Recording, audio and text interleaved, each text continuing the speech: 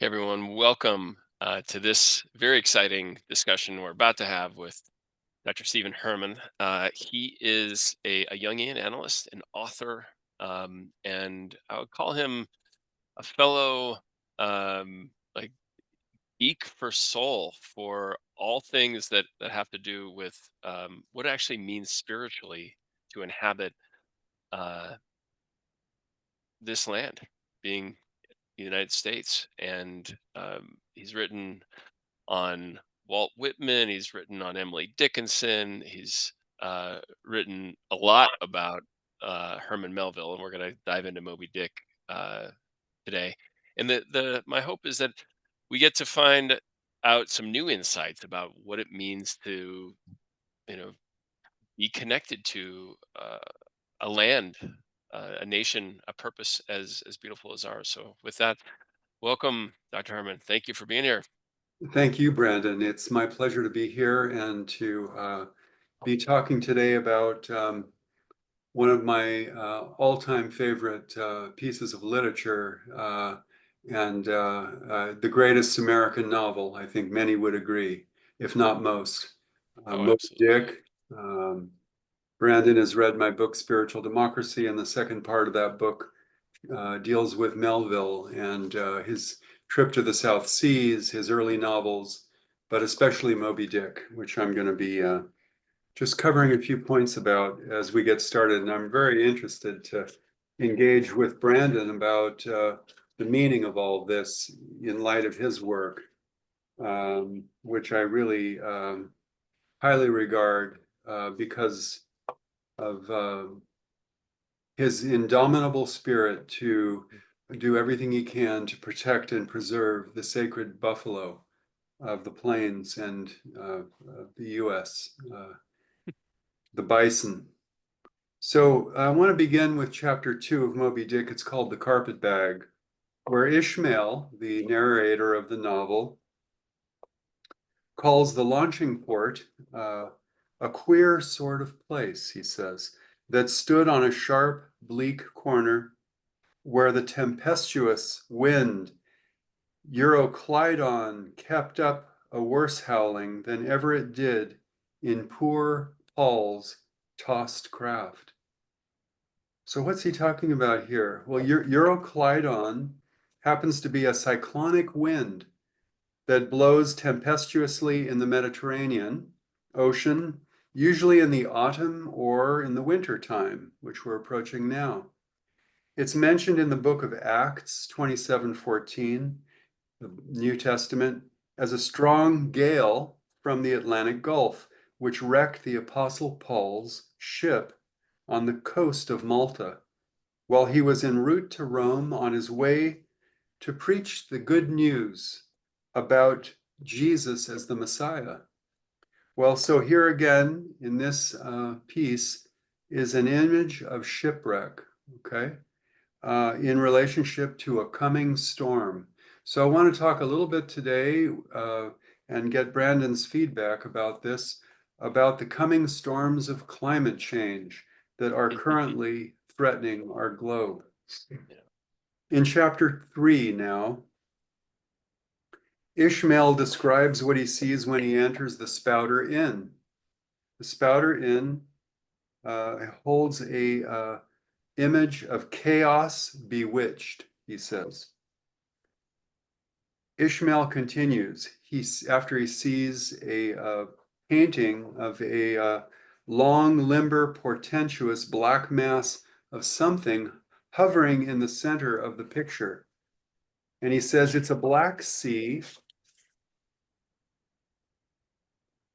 in a midnight gale. It's the unnatural combat of the four primal elements. It's a blasted heath.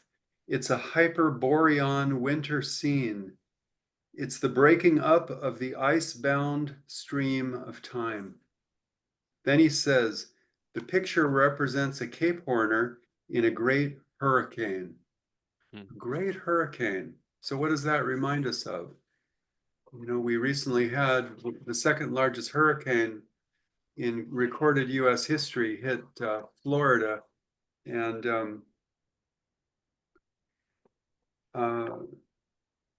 the Asheville area of North Carolina, which was flooded.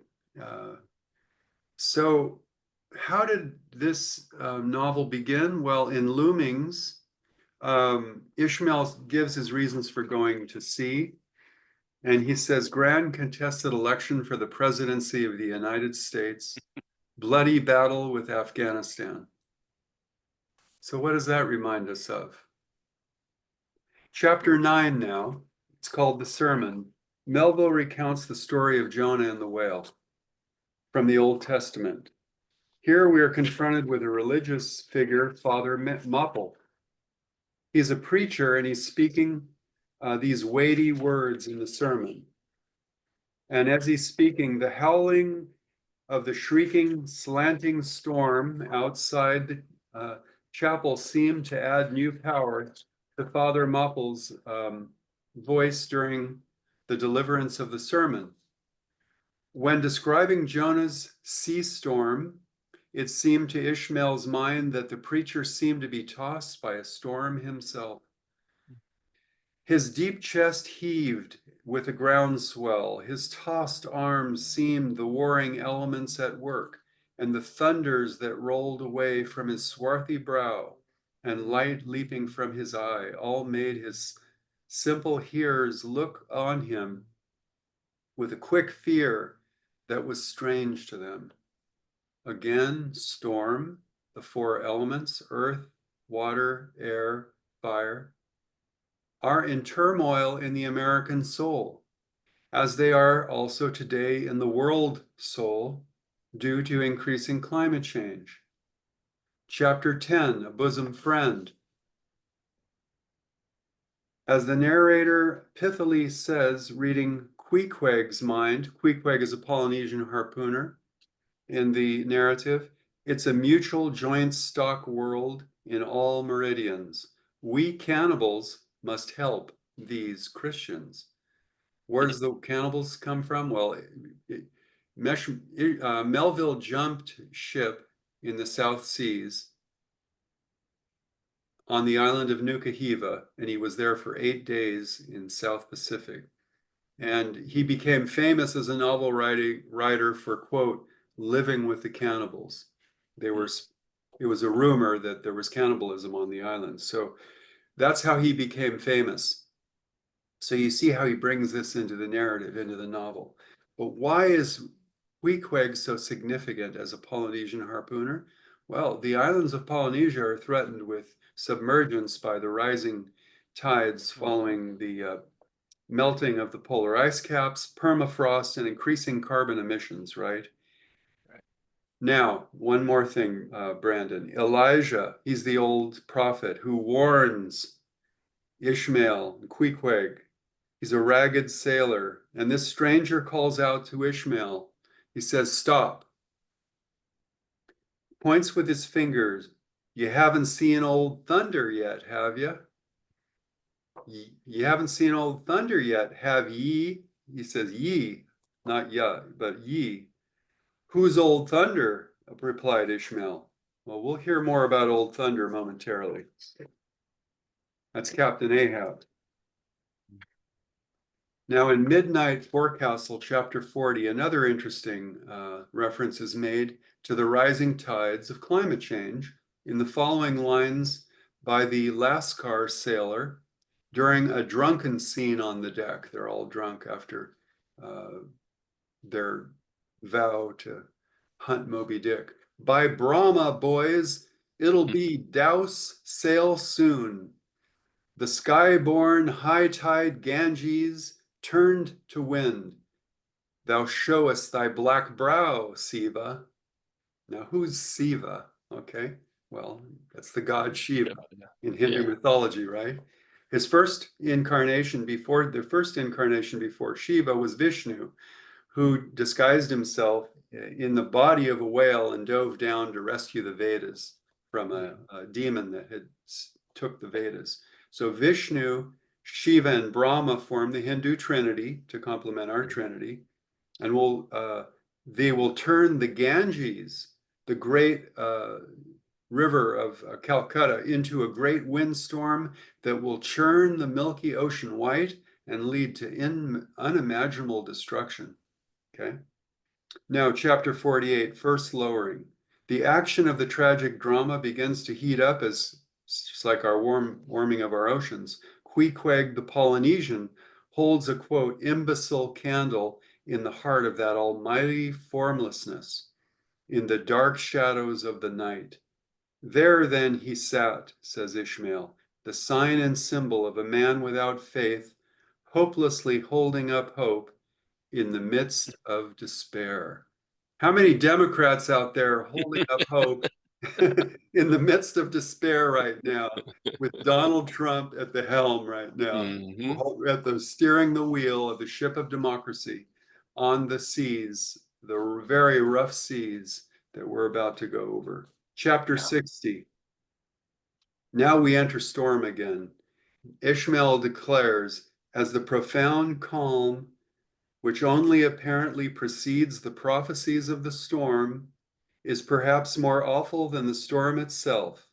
For indeed, the calm, which is where we are now, the calm is but the whisper, the envelope of the storm, and contains in itself, as the seemingly harmless rifle holds, the fatal power and the ball and the explosion. Back then there were pistol and ball. Now it's Yeah. Yeah. right. So we're actually awaiting a bomb cyclone, Brandon, right? Next week. Hmm. Actually, Friday, it's going to hit us. It's currently heading for California and will start hitting us Hmm. with torrential rains and flooding shortly in the Golden State. Okay. So I'm going over this for a reason, and you'll Yeah. understand why. Chapter 114, it's called the Gilder. Now here, Old Thunder declares, Old Thunder is Ahab. Would to God these blessed calms would last, but the mingling threads of life are woven by warp and woof. Calms crossed by storms, a storm for every calm. Warmest climes but nurse the cruelest fangs, Ishmael says in the opening lines of chapter 119, The Candles.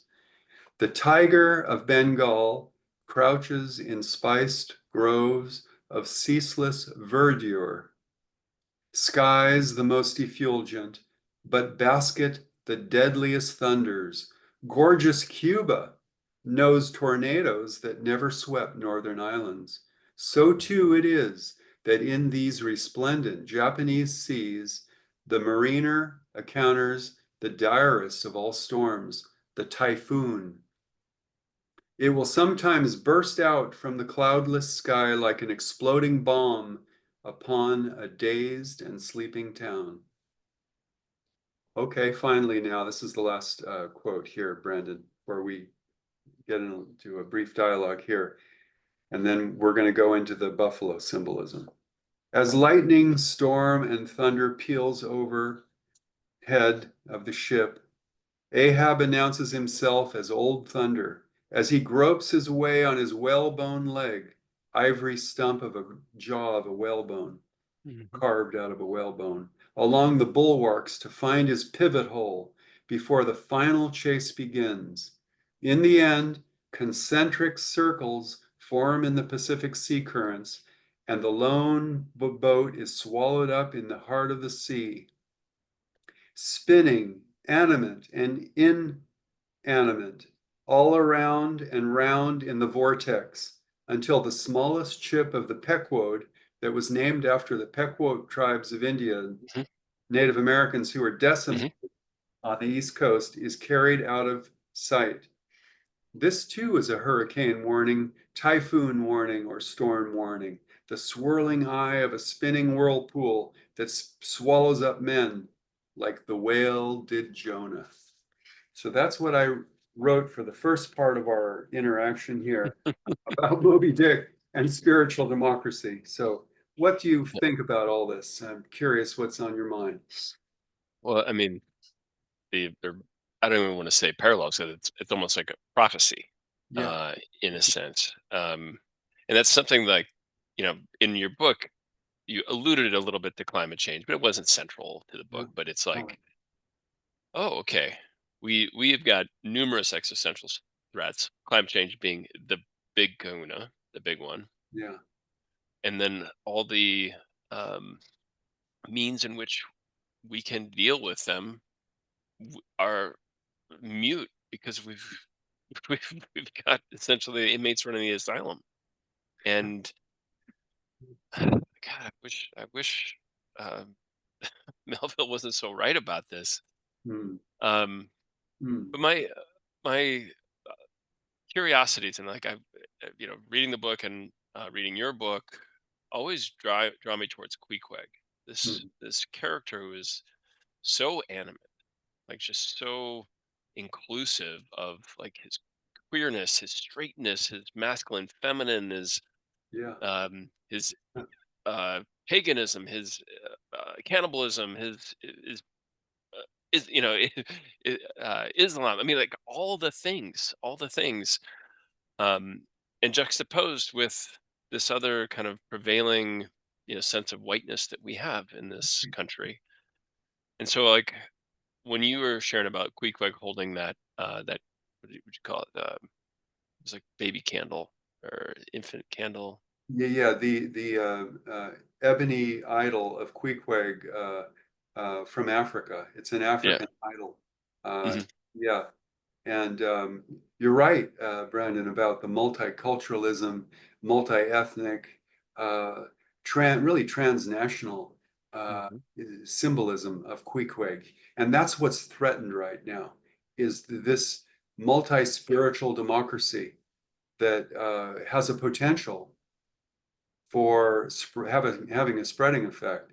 And instead, we have the spreading effect of what Carl Jung called a psychic infection, Yeah. where someone or a group in the body politic is becoming, quote, a dictator aboard the ship. And Yeah. Ishmael says that about Ahab. He was a dictator aboard the ship. Hmm.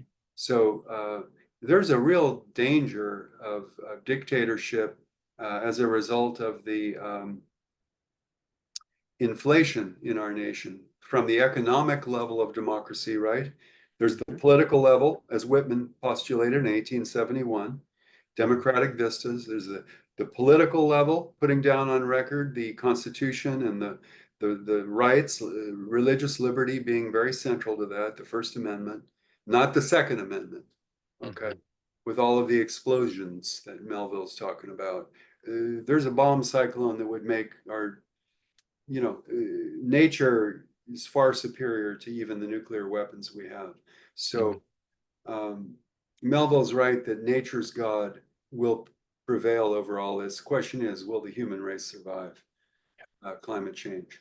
But you're really onto it when you say what's at threat, and that's this beautiful multicultural diversity and trans transcendent of gender and sex and orientations. You know, in a sense, Melville painted a portrait for what we're seeing. You know, this kind of diversity, Hmm. and also he brings in African American music because it's reading Hmm. from his reading of uh, 1848, he read Frederick Douglass, his Hmm. narrative, his autobiography, and was brought that rhythm of the jazz into Moby Dick through Pip, the 13-year-old boy who Hmm. plays the tambourine and brings the spirits to life of the men who are like in gloom and doom, hunting whales at sea and slaughtering these beautiful creatures like the buffalo that were about to be completely decimated after the book was published in the Hmm. and you can tell me more about this than I probably know, Brandon, about the buffalo hunts. But I want to talk about that in the second part of our Yeah. discussion because it's all connected. Yeah. And we know this because the buffalo wallows were there on the plains to nourish. the soil and the fauna, the aquatic animals that were there, the frogs, the Hmm. everything lived in the buffalo wallow. There was life there. But when Yeah. they slaughtered the buffalo and there was like 27 left on the plains after I don't know how many million, maybe you can tell me. I don't think anyone knows, but they think upwards of like 70, 80 million buffalo. So when the buffalo were decimated and were in a pyramid of Yeah. skulls, you remember that picture of the pyramid Mhm. of skulls? The buffalo wallows disappeared, and then we had the plague, you could say, of the windstorms across the Mhm. plains during Yeah. uh, the during the Depression. What Well, we actually we filled in the wallows so we we could farm filled in the more. water. Yeah, so like all of these ponds basically that weren't year round ponds, but they were there a lot because Yeah, it was compressed earth and it ended up creating these beautiful ecosystems that allowed for all kinds of moisture, insects, birds, snakes, all the things that kept the plains resilient got swept away in the into Dust a Bowl. dust bowl. Dust Yeah, bowl. So now I do want to make sure I get this out because this is the stuff that please. this is the Let's stuff that you kind of feed on, okay? Yeah. Let's Okay. not bury it. Let's go into the bison and the whale. All right. So Melville was very influenced by the books of Job, Jonah, and Ecclesiastes. So when he gives the sermon, he's really talking like a prophet. And he's giving a fierce critique of the economic and political strata of democracy and speaking up for the spiritual as the basis for human and animal, not just human freedom, but animal freedom, liberty, and equality across the planet. Okay. He's trying to preserve the whales and the buffalo. And he speaks in that sermon of a wisdom that is woe. In other words, in the woe that we feel now about all of this, there can be wisdom that can be born. So as you know, Brandon, lament is at the center of the rite of the vision quest in Native North American societies that we've talked about. Hanblachaya, I'm not sure how to pronounce the Lakota Sioux term, but crying for a vision. This is basic to the Black Hills where the buffalo, thrived. And uh, the Pequod was a ship of woe because the men on it were slaughtering whales, and it was a woeful activity, an economic activity driven by the economic strata of democracy, which just won the election, by the way, I think, primarily. And woe is a monumental lament for the loss of all of the whales that were being slaughtered for profit in the mid 19th century when the book was written. Hunting the whale, I will argue, or I will propose to you, is also portentous of the calamities that would come from the buffalo hunts of the Great Plains, which contributed, as we said, to the Dust Bowl. Melville made it overwhelmingly clear that man's attempts to surpass the supremacy of the consciousness of God in nature is in vain. It's superfluous. Mhm. For the whale, like the buffalo, are conscious beings. The Great Spirit, Wakantanka, is forever watching us. Melville shattered the illusion of man's supremacy over nature's God utterly through the writing of Moby Dick. And as you remember, the only reference to God in our Declaration of Independence is nature's God. It's not the biblical God, it's nature's God, okay? Mhm. So I read his oath of violence and vengeance against the white whale, Ahab's, as a failed attempt to overcome the inevitable fatality that is ultimately leading us all to experience or witness today numerous calamities, fires, storms, typhoons, hurricanes, tornadoes, the rising of the world seas from the melting of the polar ice caps, and other coming destructions that are threatening the human race, okay? And warning us all if we do not curb our inflated overuse of carbon emissions and humble ourselves in prayer before the inhuman God, not the human God, but the inhuman God, Mhm. before it is too late, we will all perish. The sacred symbolism of Melville's spirit animal is equivalent to the sacredness of the buffalo to Native Americans. Kill the buffalo, and we will all end up in a vain show, Melville was saying, and he compared it to the sperm whale's, quote, high pyramidal white hump, because Hmm. the sperm whale has a hump. And he compared it to an iceberg, to geological locations, and a natural bridge, and also to the buffalo's hump. So when Hmm. Ahab is trying to spear the white whale, the sperm whale, the hump of the whale, he's also making allusions to the spearing of the hump of buffalo. And I'll give you a reference for that. And maybe you know the reference. But he's talking about the dangers of inflation to the economic power shadow and its implicit impact, actually more explicit impact on our oceans, air, and the environment. So Ahab's rage against the white whale is symbolic of America's rage against animals, of nature, and native peoples, and black slaves in the South. Okay. If his chest had been a mortar, uh, his chest had been as a mortar. This is Ahab. He burst his hot heart's shell upon the hump of the whale, just like the hump of the buffalo. Who was Ahab? Ishmael said of Ahab, he was a gray-headed, ungodly old man, chasing with curses a Job's whale around the world at the head of the crew. So tell me, Ishmael says later, why this strong young colt foaled in some peaceful valley in Vermont, far removed from all beasts of prey, why is it that upon the sunniest day, if you but shake a buffalo robe behind him so that he cannot even see it, but only smells its wild animal muskiness, why will he start, snort, and with bursting eyes paw the ground in frenzies of affright? Hmm. Right? Though thousands of miles from Oregon, still he smells the savage musk. The rending, goring bison herds are as present as the deserted wild fowl of the prairies.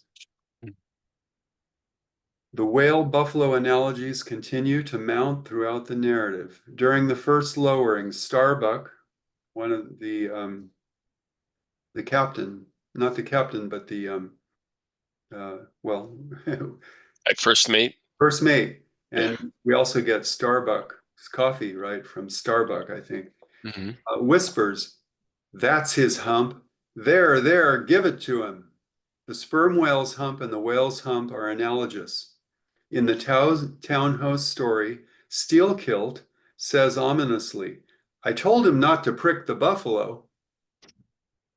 Then Don Pedro responds even more prophetically, "Gentlemen, a strange fatality pervades the whole career of these events, as if it were verily mapped out before the world itself were created." In The Whale as a Dish, Ishmael says further, "Look at his hump, which would be fine eating as the buffalo's, which is esteemed as a rare dish, were it not such a solid pyramid of fat." Hmm. So remember the pyramid, because I want you to comment on this pyramid metaphor. In the chapter, He Will Perish, Ishmael again says, the census of the buffalo in Illinois exceeded the census of men in London. And though at present day not one horn or hoof remains in all that region. Is that true, Brandon, that there was zero buffalo in Illinois in 1851?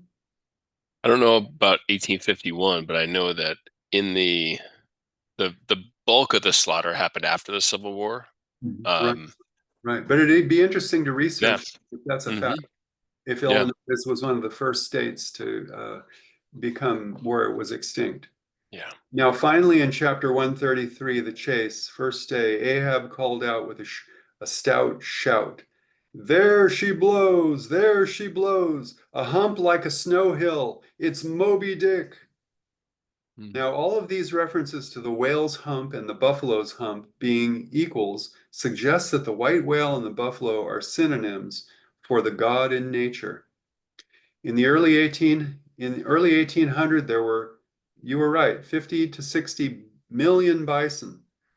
And by 1900, there were approximately 24 bison remaining in Yellowstone. Is that true? Is that a fact? Yeah, yes, and there were other herds up north Oh, that kind of moved north, and then some ended up down in Texas. There were some people who were wow. like raising them. Some of them Wow. ended up on an island in Utah. Like, Wow. so they've been essentially, over the last 100 years brought Yeah. back. Wow. But Well, yeah. listen, before we I I want to hear what you have to say about all this, what I've just read. But I want to just end with something you know because I shared this with you and a poem that went with it. That I had a dream when I was at John F. Kennedy University studying as a psychotherapist and writing my book on vocational dreams, calling archetypes, and nuclear symbols. That I was just about to defend my thesis, and I had this dream that Carl Jung came to me, and it was in an apartment. It was Jung's apartment, and he had two women there who were like uh, there as his assistants, and he was doing some writing, and they were doing writing too. And Jung took all of our hands, the two women and my two hands. So he took the six hands, and he looked deeply into all of our eyes with warmth and in hope in my future because it was my dream. But on the couch, I saw an old petrified buffalo man with bull horns who looked to be frozen in a lifeless position. Suddenly he came to life and started to walk out very quietly and slowly around the room in a circle. And he was covered with dust, like stardust. And he had long gray hair hanging down over his breast and shoulders. And he then crawled back onto the couch. And I sensed that he had lived for thousands of years and it was just now nearing death. Apparently, Jung found the old buffalo man in the forest and brought him into his apartment, where he would be protected from the avarice and cruelty of civilized men. On the corner near a small window, I saw a large drafting board with glue, scissors, templates, rulers, compasses, and tape, all ready to be used, like for active imagination. You know, Jung Hmm. talks Hmm. about active imagination.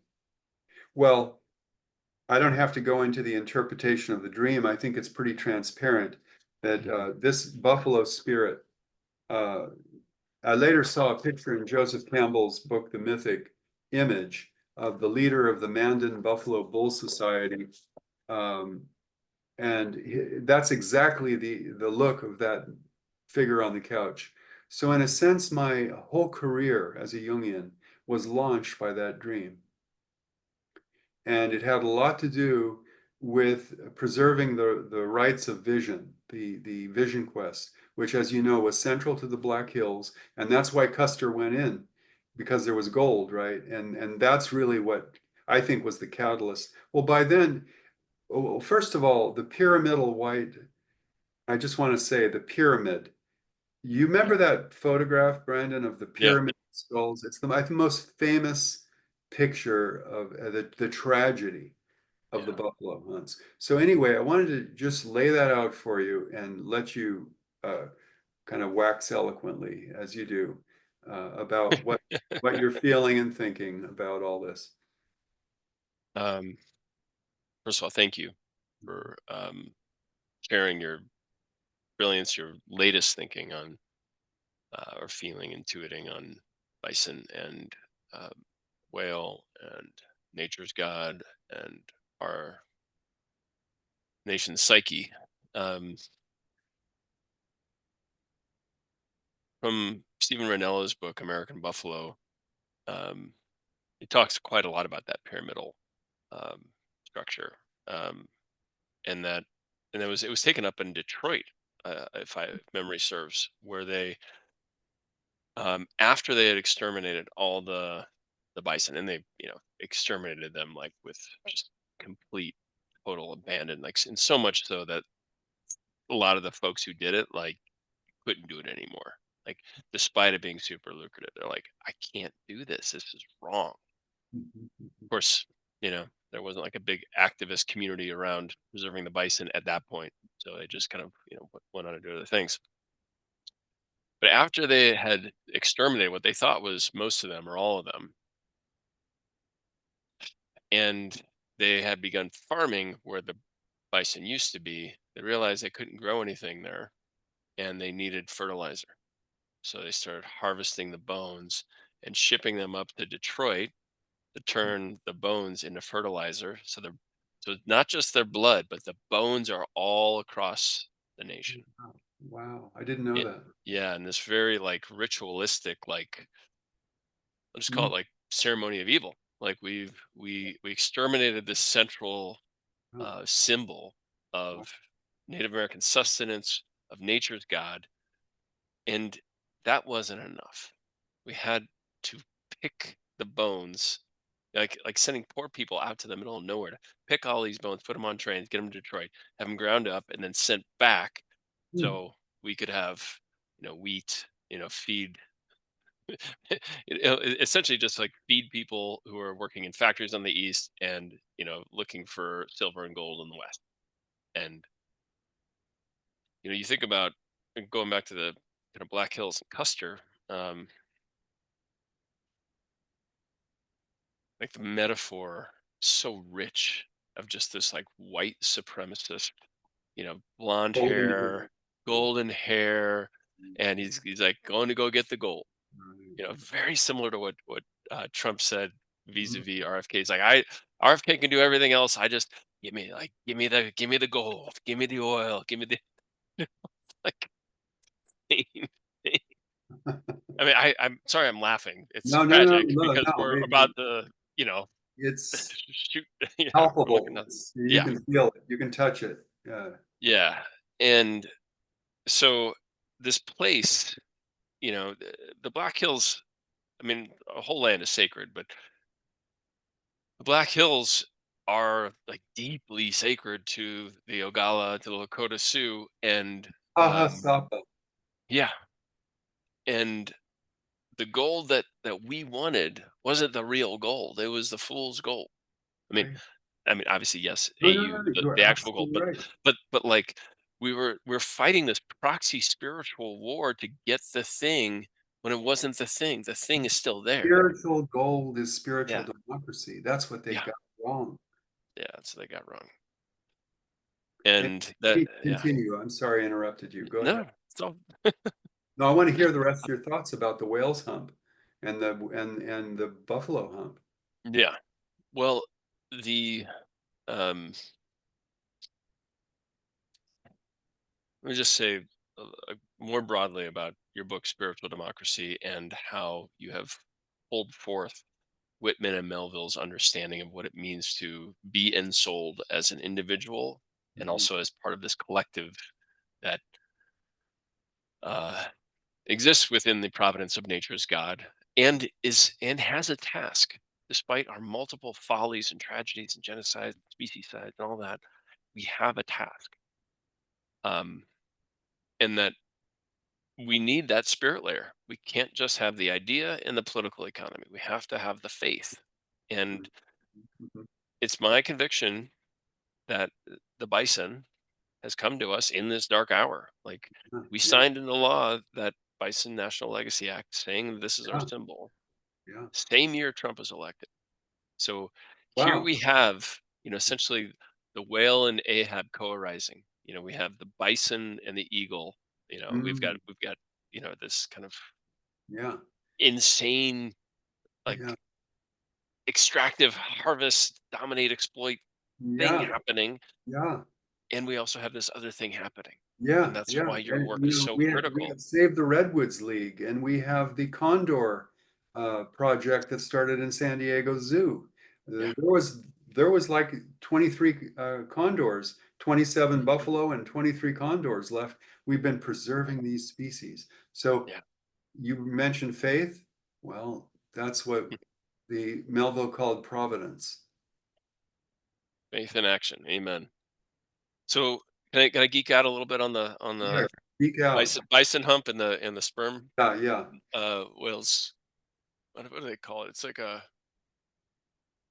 it's a spermaceti oil, but it's it's like a nasal cavity of sorts that, like, functions, does a lot of different things around, like with sonar, but also with, it's like a ballast of some sort too, right? I believe. Mhm, So if you just, like, just put on our naturalist hats for a second and understand that, like, this is such a special apparatus that is found almost nowhere else, mhm, mhm, and it allows whales to essentially communicate around the world at certain terms. It allows whales to plunge great depths and also, surface. It allows them to take out human life, as we've seen with the Essex and in Moby Dick. It's a very specialized apparatus, and we're just beginning to understand what it is. hmm, Similarly, the interesting. the bison Yeah, have this.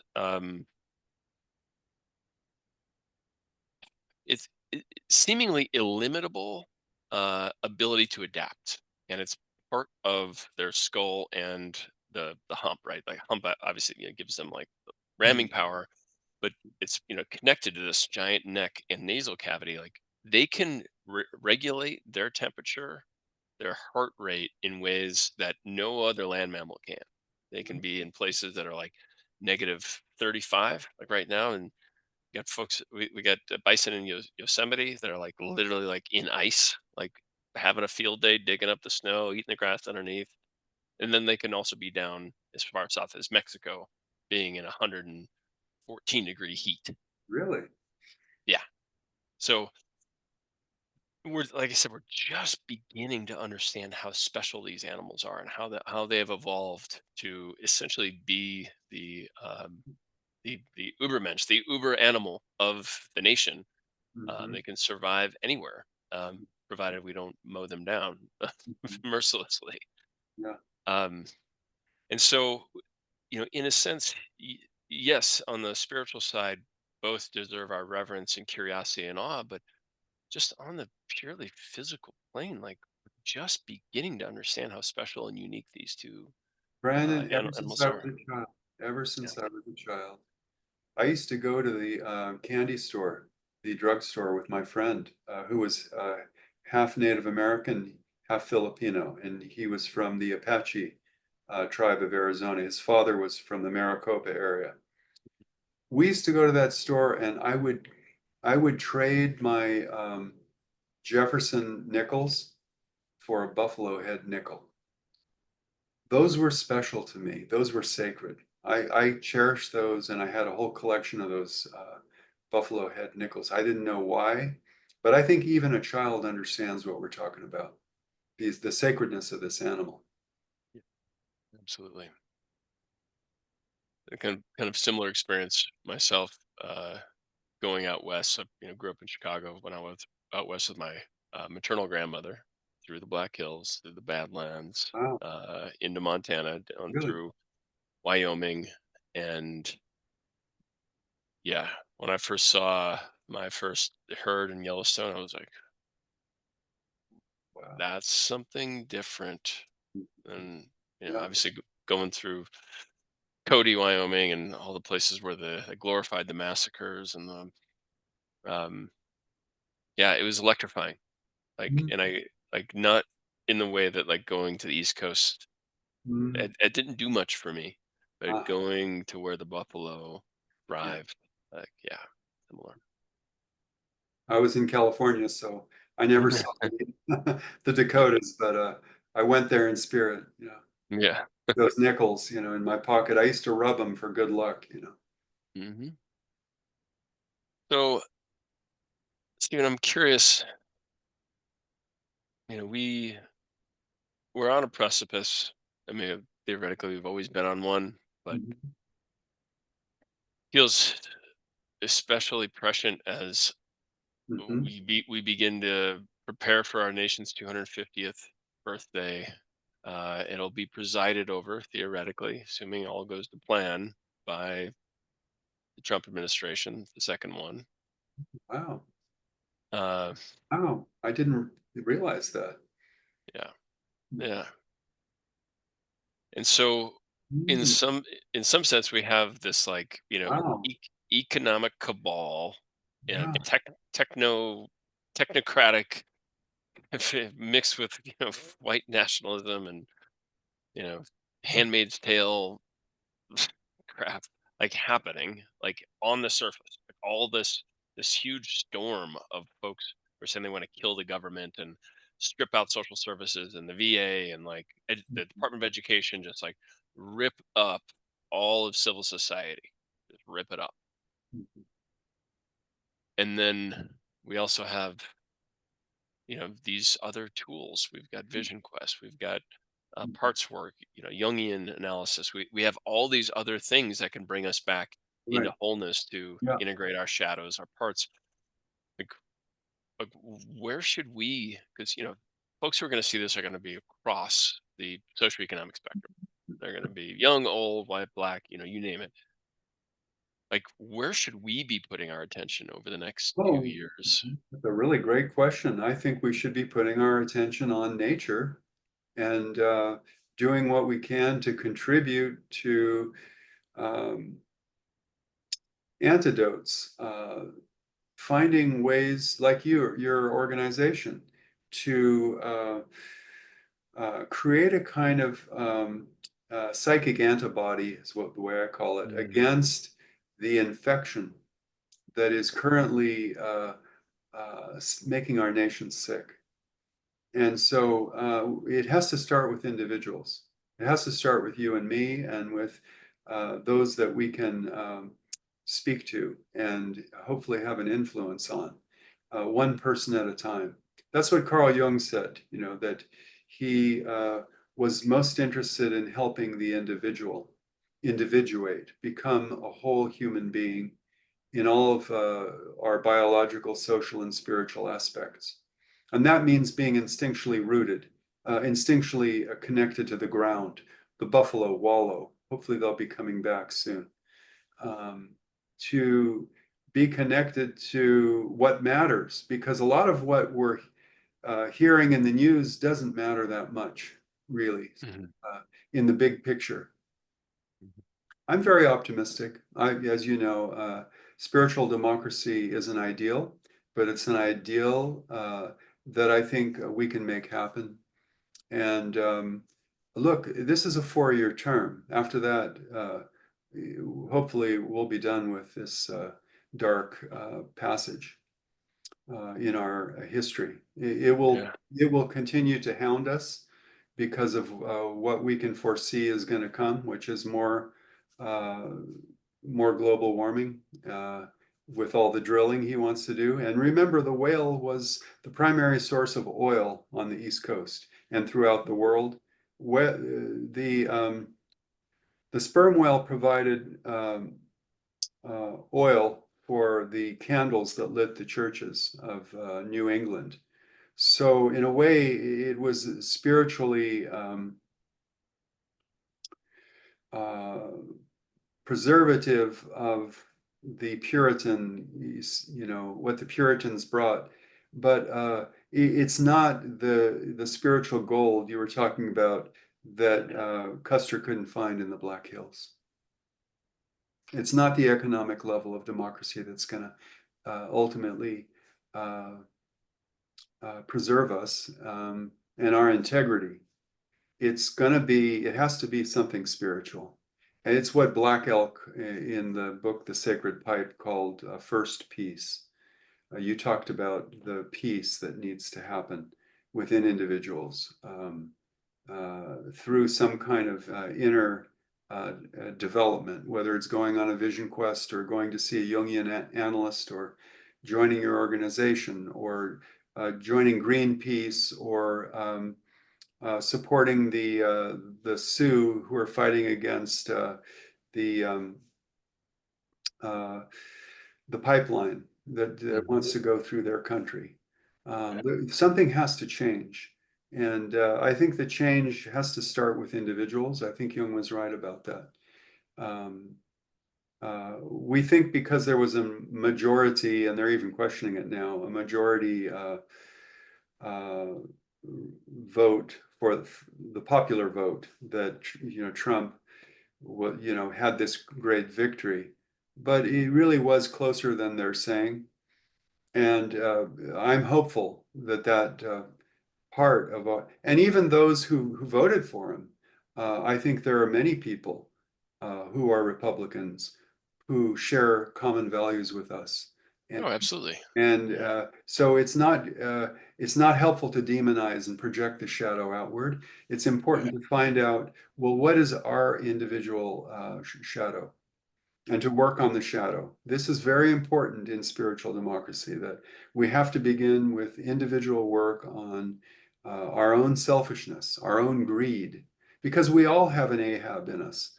Yeah. Insofar as Melville painted a portrait of the American mythos, we're living in that myth. As your colleague points out in his book, Regeneration Through Violence. I read Mhm. that book and it really spoke to me. And he knows Melville.